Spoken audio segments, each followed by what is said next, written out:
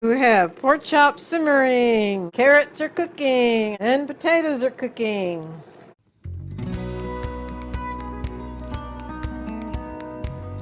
Howdy folks, I am Martha and I welcome you to Hershberger's Miracle Homestead. We are having kitchen action today starring the pork chop. It will be a sweet and sour pork chop. It is a boneless piece of meat. And on the burner back here you can see we have a big skillet which will be browning the pork chop in and also cooking it in. And then two other empty kettles. Often when you have foods to go with something, it just enhances the enjoyment of the star dish. So what are we having with it? We're going to have mashed potatoes and carrots. So the onions are part of the pork chop dish. And then also part of the pork chop dish are the water, brown sugar, and vinegar. And this will be mixed together. Well, you'll see how it all comes together then. I will put the carrots in here because I won't need them right away, along with the potatoes. And we'll just actually let those sit there. The pork chops come back here. I think I'm ready to go from this angle now. We're going to turn the burner on medium heat. The sweet and sour pork chops are actually made in this skillet here. And to start out with, we'll be browning all the pork chop. This is heated. Put oil in. You could roll the pork chops around in flour yet, but we don't. We just put the oil in and brown them that way.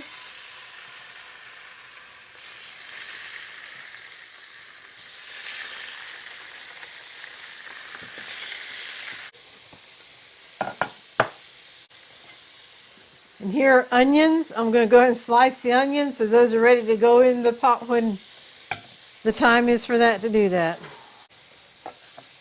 And it doesn't have to be a fine chop at all, just a slicing of them. I want to take this time to thank you for joining us today. A hearty welcome to the new subscribers, and if this is your first time with us, we hope you enjoy it and consider subscribing. And also we want to thank you for those who have liked, commented, and shared our videos. This all helps our channel to grow, and we thank you very much.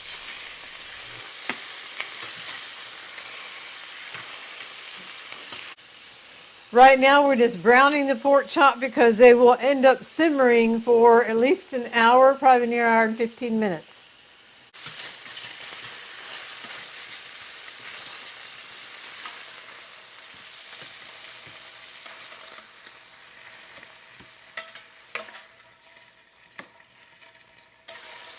We'll just put these in here while we fry up the others. And then it'll all end up back in the pot.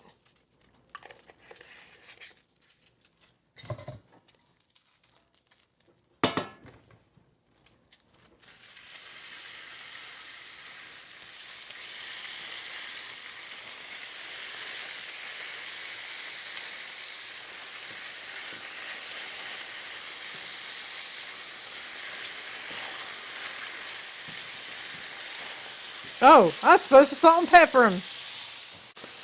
The first ones I forgot to put salt and pepper on, so we will go ahead and do that.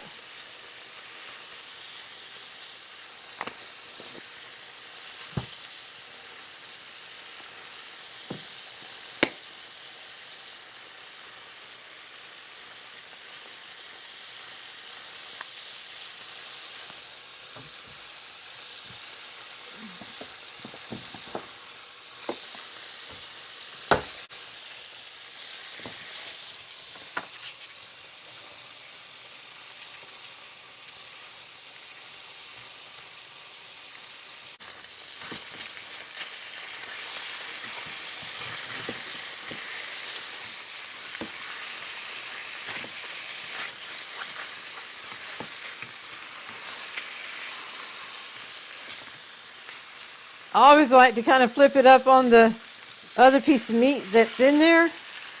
And that saves if there's anything down in there for it to splash, it hits the meat first and saves it from splashing. Okay.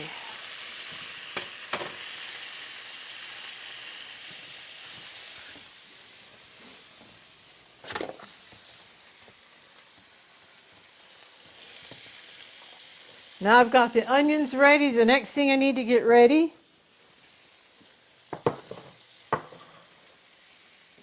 is the liquid that will go in it then. It's water, vinegar, and brown sugar. So,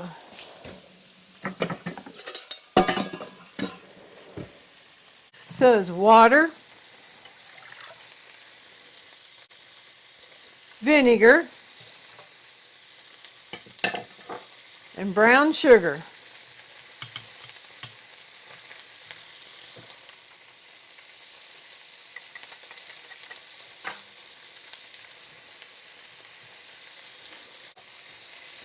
And whip this together.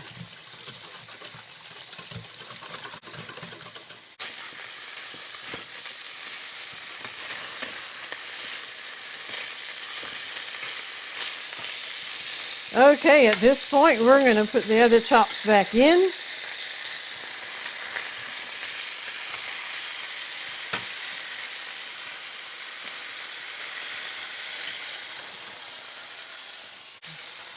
We're going to cover it with onions.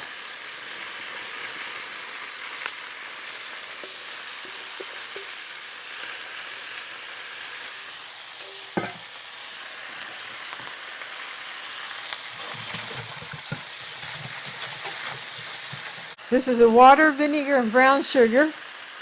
And pour this in.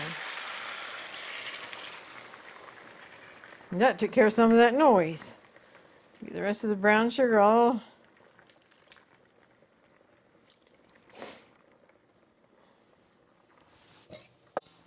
Okay, once this comes to a boil, then we'll turn it down and simmer it for an hour to hour and 15 minutes.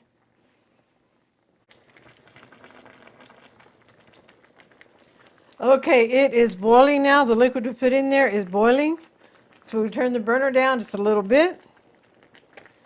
Go ahead and cover it. Then we'll be coming back to check on it from time to time. In the meantime, I'm going to be putting mashed potatoes together and carrots. This will be my mashed potato kettle. I will put cold water in here. Then as I peel the potatoes, I'll drop them in the cold water so they don't get brown. Take another peek. Oh yes. Turn it down just a little bit yet. Now the potatoes.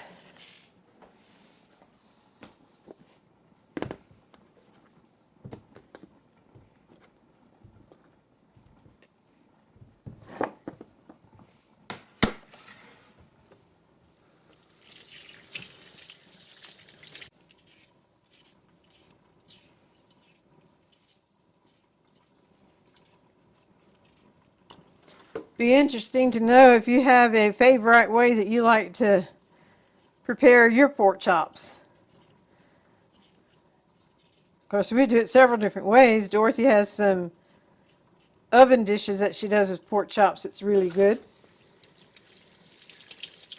So having variety is good. Take another peek in here. Oh.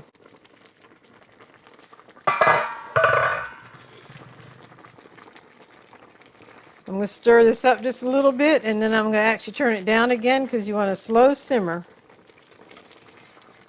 And this isn't necessarily what you call a slow simmer. Uh-oh.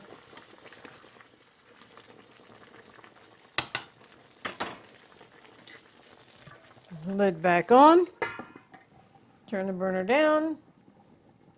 There we go. Potatoes are peeled. The one way I like to peel carrots is put something in the sink. Put a dishcloth here so it helps your carrot stay in place. Place your carrot against there. And then as you go there, peel, peel, peel. Peeling goes in that, at least it's supposed to go in the container.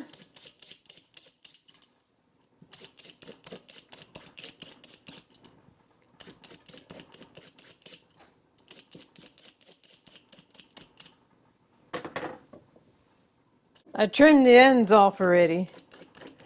But as far as peeling, this is the way I like to peel my carrots. I'm going to drop the kettle down into the sink and cut up the potatoes. That way if it splashes, it's in the sink.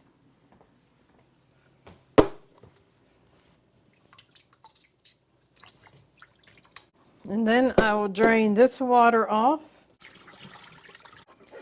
And now put some more water in.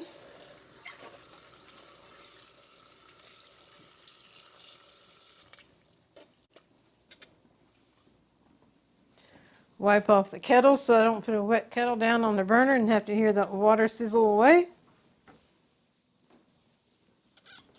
So just cut up the potatoes in chunks. Put it on the stove. Put it on high and get it cooking. And when the potatoes are ready to mash, you could put cold milk in it and mash, but we always like to warm ours up. So I'll be putting it in the microwave then to warm it up, along with butter, margarine, whatever you use in your potatoes, and salt. So now I will go ahead and get the carrots ready to go over. You can cut these up in bite-sized pieces, whatever you like your bite to be.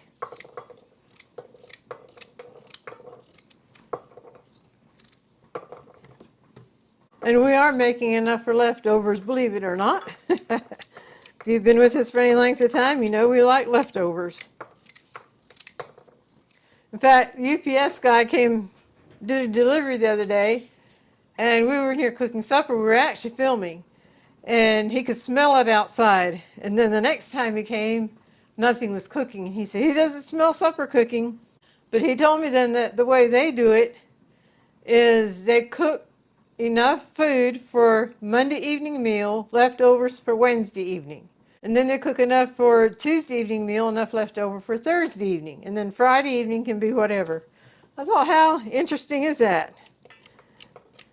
I told him that we too do not mind leftovers at all. We welcome leftovers.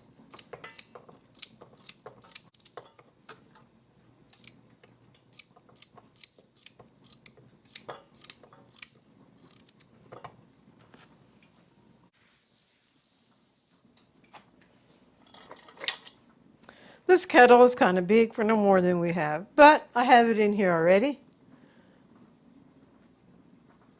You know what, if I put in another kettle, I can put it on the back burner and leave that one open. We chuckle at times saying that we are good at creating dishes. There we go. We put a little bit of butter or margarine to the carrots along with a little bit of salt. A little bit of salt.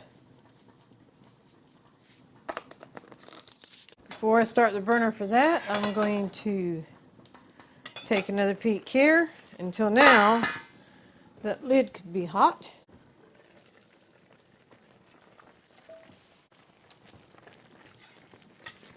Oh yes, you know something's cooking down there.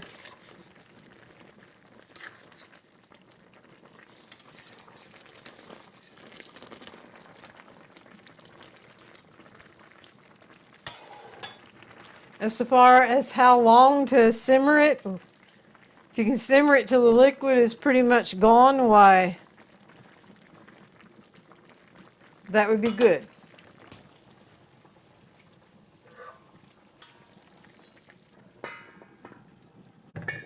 The potatoes are cooking already. So I'll turn the burner down a little bit. Add water to the carrots. And turn that burner on. I'll go ahead and get the mixer ready for the potatoes. We have a little Hamilton Beach mixer. I've said a number of times already that there's usually more than one way of accomplishing the same end result.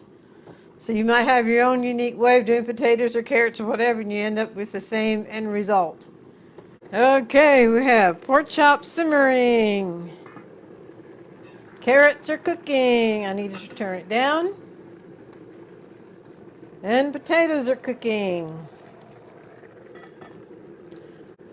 Someone who's been in the kitchen for a long time knows this, but if you're just learning to cook, things like this will tend to boil over. If you tip the lid a little bit to the side, it helps the steam to be able to escape out of the kettle, and it helps to keep things from boiling over. Or you can take a wooden spoon, lay it across, and see what it does. Then you want to cook the potatoes until they're soft.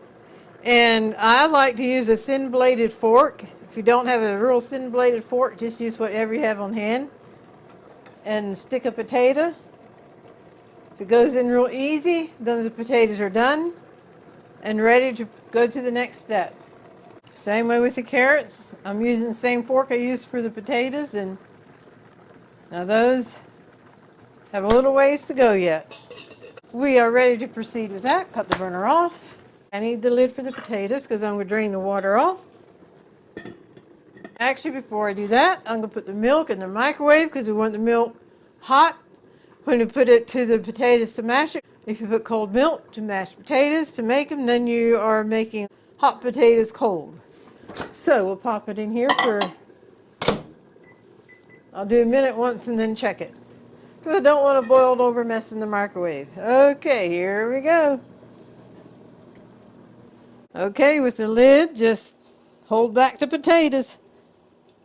Careful you don't steam your arm, because the lid has to be tipped in just a little bit, which means it's tipped out, coming up to you, and that could create a bad situation.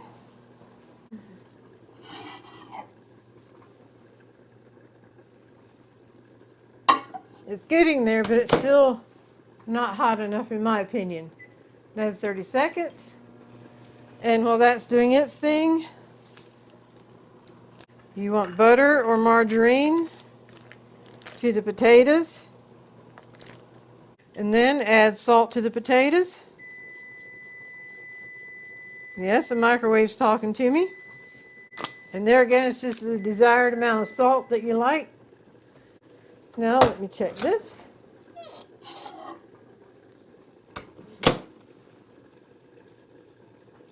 Yes, it's warm to the touch. The steam is coming up. Let me check the carrots.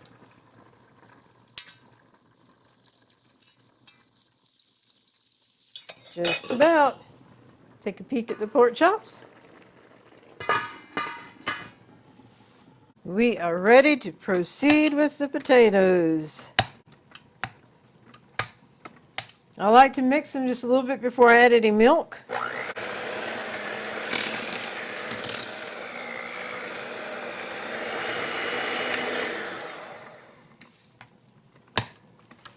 I also like to have a rag here to set.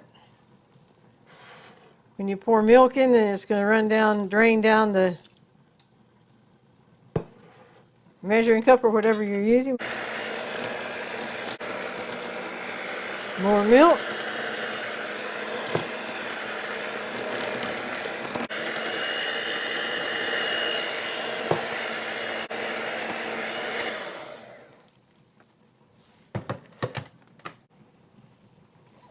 Scrape it down a little bit and then give it a good whip.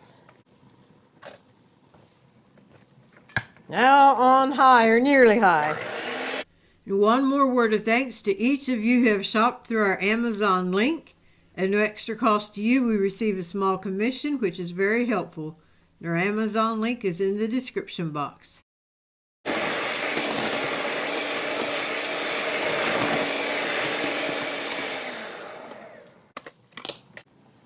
Look how nice and fluffy that is.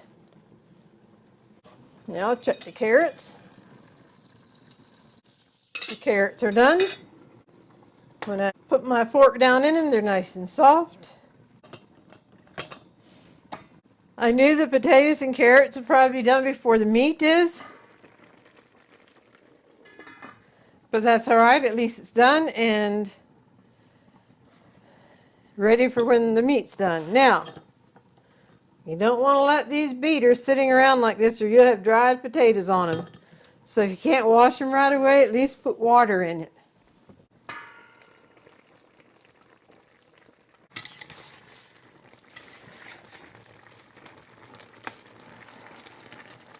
Okay, you see the liquid has simmered down quite a bit already, but it still has a little ways to go. It's been an hour.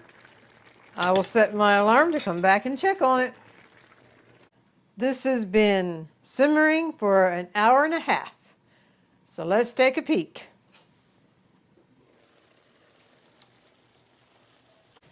Do you remember how full it was when we started out? And if this doesn't look yummy, yummy, yummy. Not only look, but smells, the aroma in the kitchen when you're cooking. So yes, these are done. All right, I'm going to put it over here on this pretty platter.